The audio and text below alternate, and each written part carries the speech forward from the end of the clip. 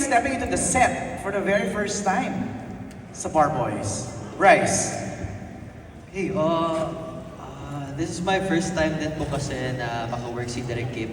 Actually, the story is talagang minessage ako ni Ate Terry na mag-audition for Bar Boys. So, nung natanggap ako, tapos nag-start mag-workshops with Direk Kip, it was really a different feeling kasi parang first time kong maramdaman yung parang ganong klaseng style ng directing at pag-guide ng isang director sa akin.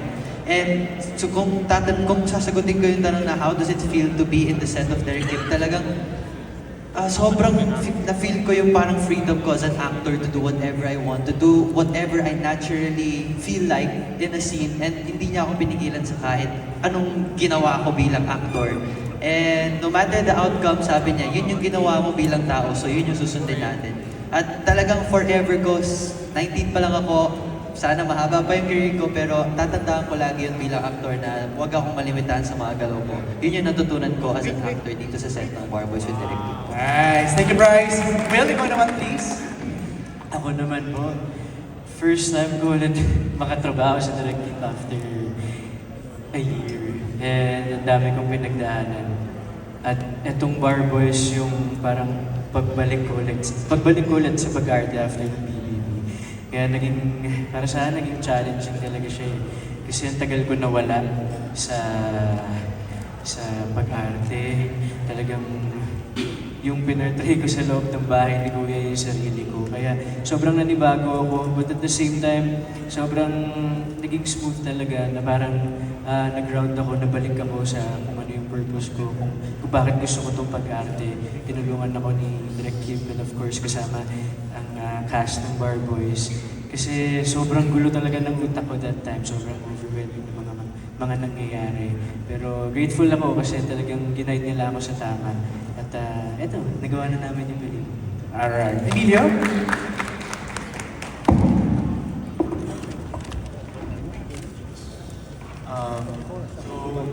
Siyempre sobrang na-culture shock ako nung pumasok ko sa set Totoo ba?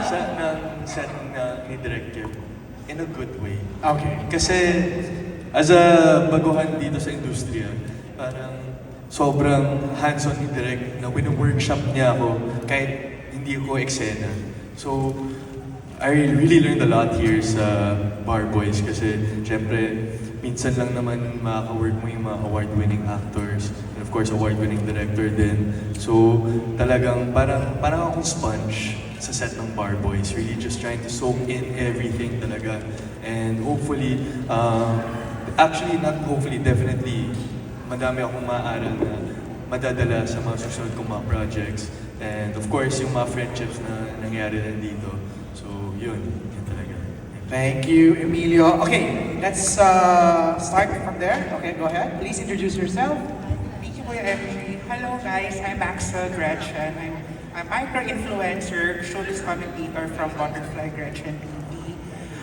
First of all, congratulations on this new project. And I just wanna ask Direk, Ma'am Odette, Emilio and Therese. I have two questions, but iisahin ko na lang. I see Bar Boys as a passion project. And kanina na-mention ni Therese na she's afraid that baka ma-pull out agad. And my question is, as an actor, because this film is all about perseverance, dream, ambition, and dedication, how do you select your project? Do you select your project based on its mass appeal or blockbuster appeal, or it's still important na kumuha ng project na medyo niche? And ang pag-abot ng pangarap, hindi siya madali. So my question is, as you reach for your dreams, how do you take care of your mental health? Yun lang po. Okay, it's a loaded question. So isa-isahin lang muna natin. When you choose a project, what do you consider? Therese? You may go. Like, may I go out muna siya, no? Classroom na classroom. For projects, I actually never considered the blockbuster appeal since una pa lang din naman ako nag-start sa mainstream. This is actually one of my first mainstream projects. First MMFF ko rin siya. I have lived and breathed in indie film, so having the mass appeal, blockbuster appeal in my head, hindi ko talaga siya na-consider ever. It was really about the story itself. Since story is king. Inisip ko talaga kung ang unang pumapasok sa isip ko kapag nagbabasa ng script ay kung sincere ba yung message ng writer, yung message ni Direk, yung character ko ba ay maayos yung magiging boses niya sa manonood. Tama rin ba yung gagampanan ko? Tama ba yung mensahe na gusto niyang maipahiwatig?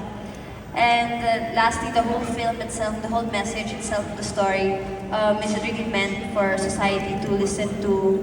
And also in terms of characters also, I always try to think, is this the story that I should tell?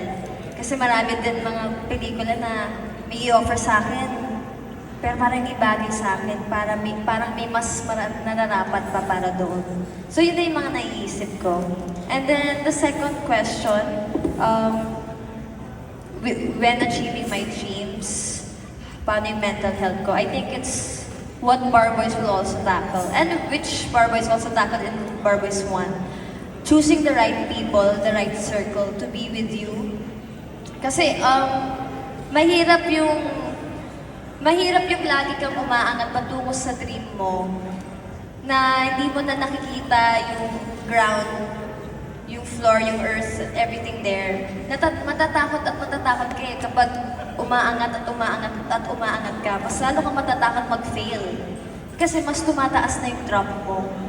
And then I realized that when I chose the right people with me, doon ko ma-realize na if I fail man or if I succeed, I would still be the same Terry Malvar to them either way.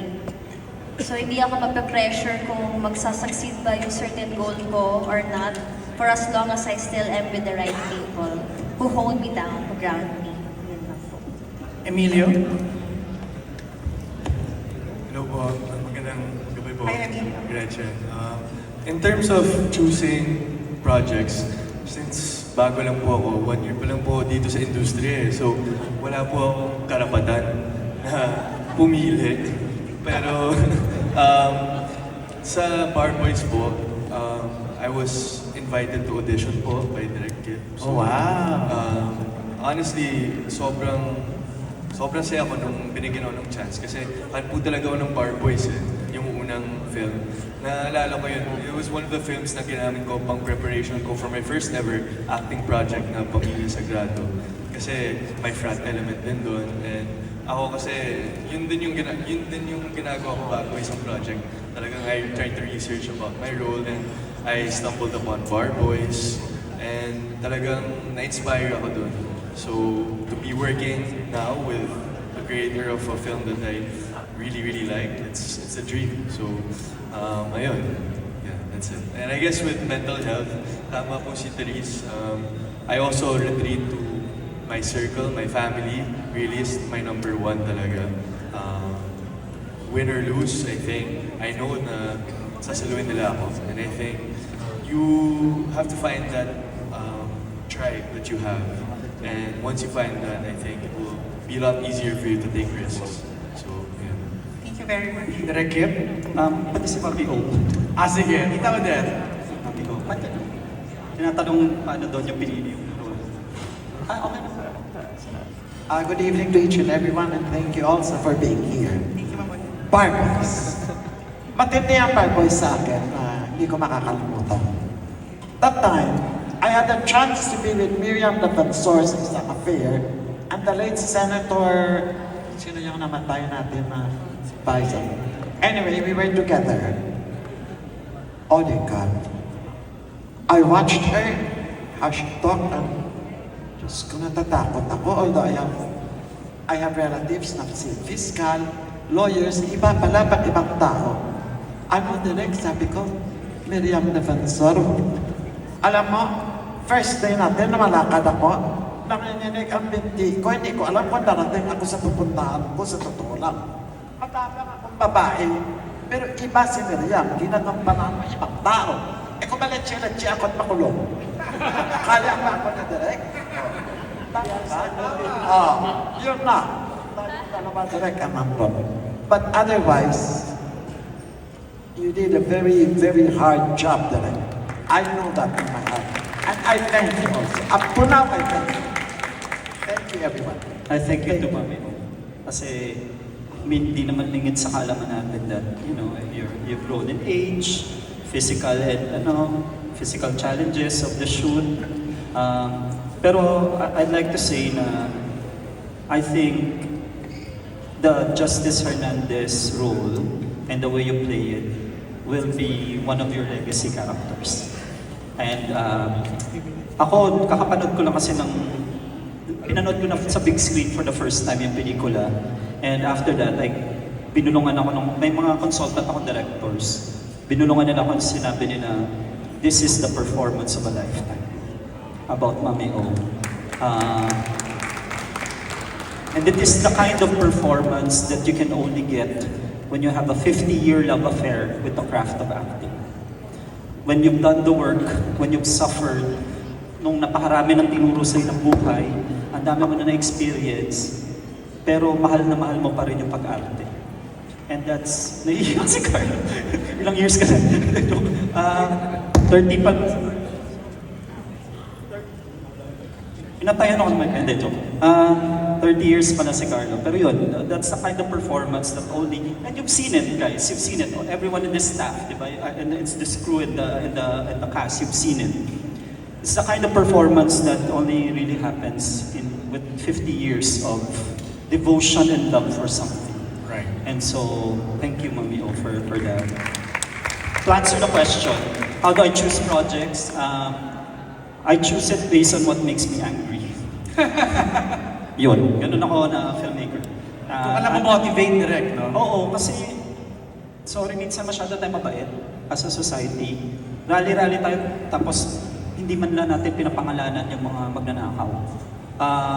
We organize, but then we stay complacent after a while. Kumihina na yung movement or pinapatawad lang natin yung mga tao. No, we should stay angry kasi ninanakawan tayo, niloloko tayo, kinukurakot yung pera natin. So, hindi ito time para magpa-sweet eh. And so, a lot of my filmmakers fueled by that energy. With regards to mental health, I totally agree with what Emilio and Therese were saying about the support system. But to add,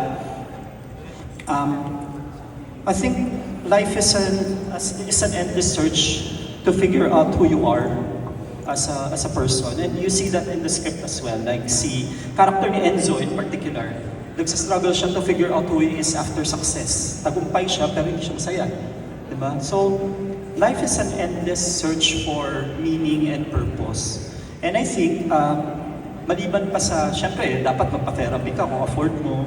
Dapat kumapit ka sa mga kaibigan na alam mong will help you grow. Kumapit ka sa pamilya mo because they will support you all the way if you have a good relationship with them. I think it's also important to not only look for happiness but also fulfillment. Nahanapin mo rin kung ano yung purpose mo sa buhay at ano yung gusto mo maging ambag sa mga taong nakapalibot sa'yo at sa lipunan mo. Kasi kung puro sarili mo lang yung iisipin mo, after a while, draining din siya. After a while, kumikitid yung perspektibo mo sa mundo hanggang hindi mo na-realize, ikaw na lang yung pinagsisilbihan mo. And that is not a very fulfilling life. Alright, thank you, Direk Kim. Thank you, Gretchen. Let's limit na one question na lang, no? Para mas marami kasi namin nakapila. JN Jude Nardo is next.